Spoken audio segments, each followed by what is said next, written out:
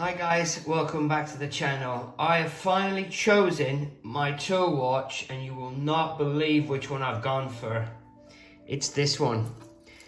My 16-year-old Submariner. My oldest watch in my collection. I've decided to make this my daily tool watch. And I'm going to go through the reasons why.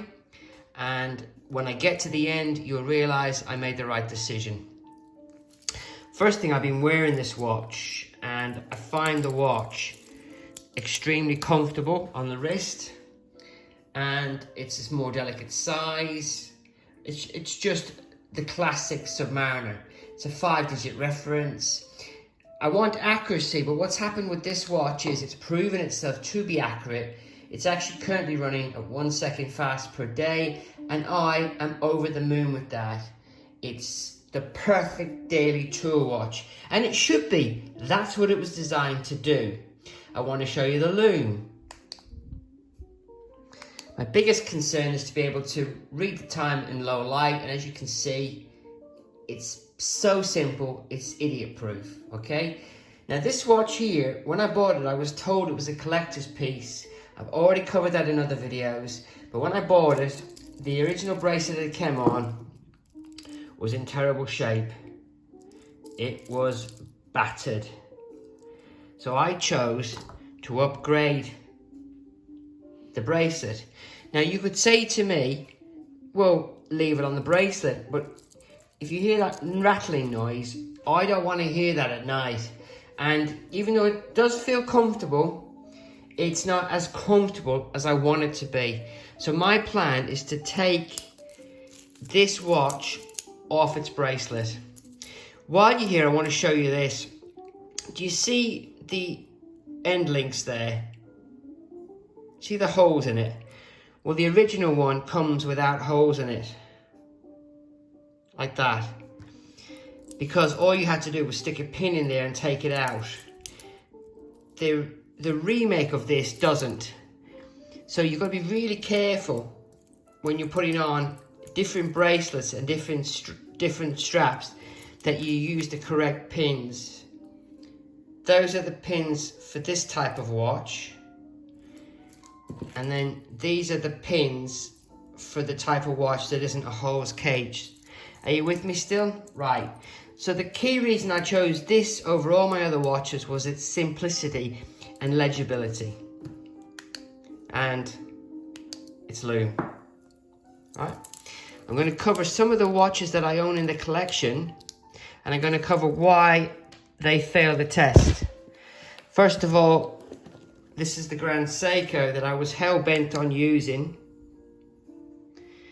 Sure, the loom is great, but what's actually happening is this 24-hour hand is just taking over the watch. When I'm really trying to read the time in low light, all I see is this hand, and it just makes the time impossible to read.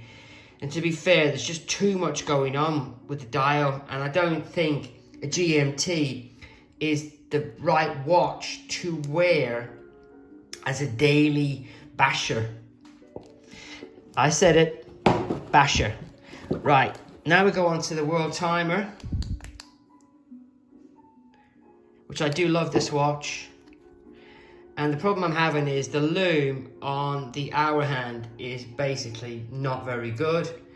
The loom on the second hand is so powerful, it overwhelms your eyes when you're looking at the time. This is low light reading, and therefore it just knocks the watch out of legibility. There's just too much loom on the seconds hand instead of the hours hand. Sorry, minutes hand. I'm not recutting this video, by the way. I'm not re-editing it. It is what it is. Right, this is my 2023 Submariner, and this would be the perfect daily tool watch, but I don't want the date complication getting in the way of what I'm trying to achieve here. I want simplicity. So that watch is out. Just so you know, the loom parts on this watch are fantastic.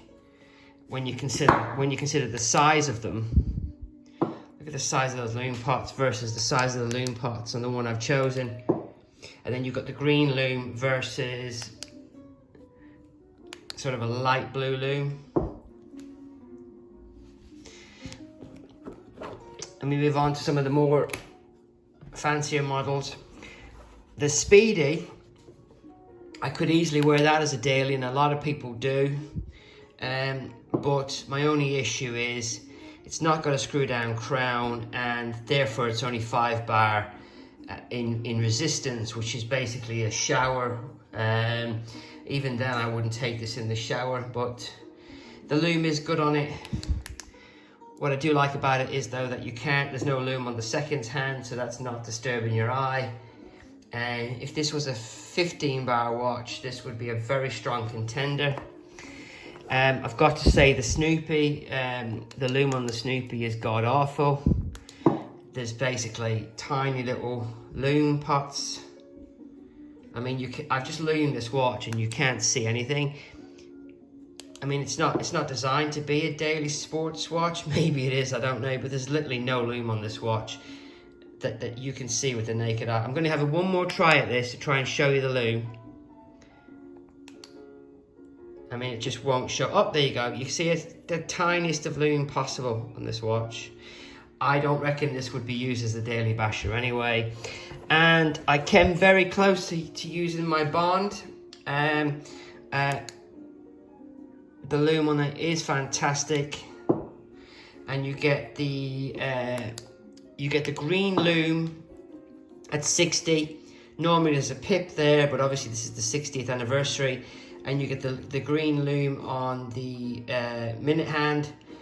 But after about an hour at night, the loom on the hands is so shocking you can't read the time.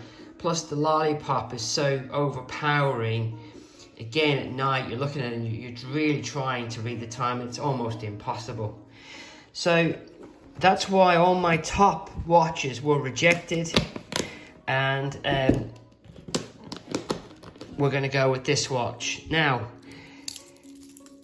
what to put this on so that I'm not hearing the rattling at night. Do you hear that rattling? Well, the first option was to borrow this, which is the strap of my Moon Swatch, but this strap's got metal on it because this is a proper Omega strap. It's not the one from Swatch. I upgraded this. Now this is a 20mm strap. This watch is 20mm, and this watch on this strap would be stunning. So it is a contender, it's not a reject. By the way, anybody that owns this type of a watch, remember, put the strap on backwards and it just fits a lot more comfortable on the wrist. If you wear it the right way around, you end up with a bulge over here, which just looks odd on the wrist. I've covered that in another video, so I'm not going to cover it again. So again, this is a very strong contender for this watch. If you're still with me, I appreciate that. Remember, we're doing this live. And then what it is I've got a ton of NATOs here. This is an option, but it's not the right colorway. It's a 20mm, as you can clearly see. So it will work on this watch, but it's just not right for the look I'm going for. And then we have this NATO here, which I bought from my Bond 60th anniversary, and it would work, but it's just slightly off on the colorway. So that one was a reject. And this would be the optimum, guys. This would be the James Bond colorway, which would be perfect for this watch. I mean, they're made for each other. Only problem is this one has got titanium fittings, which I could live with, but this one is a 21mm, and as you can clearly see, it's too big. It was purchased for another watch, and I can still use this on my titanium world timer, which is actually 21mm lug to lug. So that's another reason why that one got rejected. And then we move on to the last one, which basically is what I'm going to opt for. But again, it has titanium fittings. It's actually the NATO from the No Time to Die, the Bond edition. It does have 007 on there. Maybe a bit childish, but look at the match. So that would be the #1 contender for this watch. And then I had another thought. What if? And I come up with this plan, which is I have these gorgeous moon strap in black, which is really delicate. I haven't used it yet on my watch. You see it's got the moon on the bottom of it.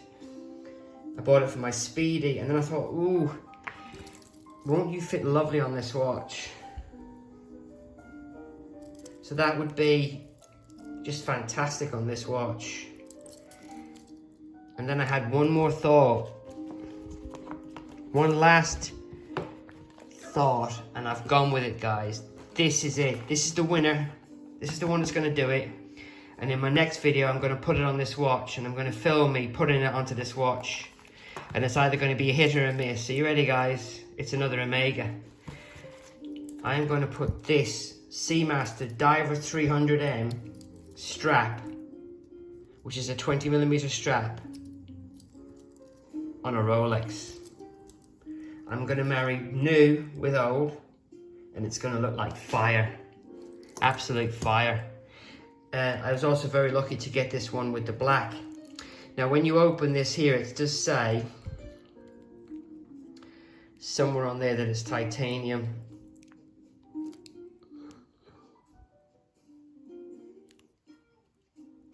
I can't see it, but I'm sure I saw it before. No, it just says Omega on there. I do not have a problem wearing an Omega strap with a Rolex. It doesn't bother me in the slightest. Right, guys, thank you for staying with me. This is just a collector sorting through his crap to try and achieve something that may or may not work. Thanks for watching. Catch you on the next video.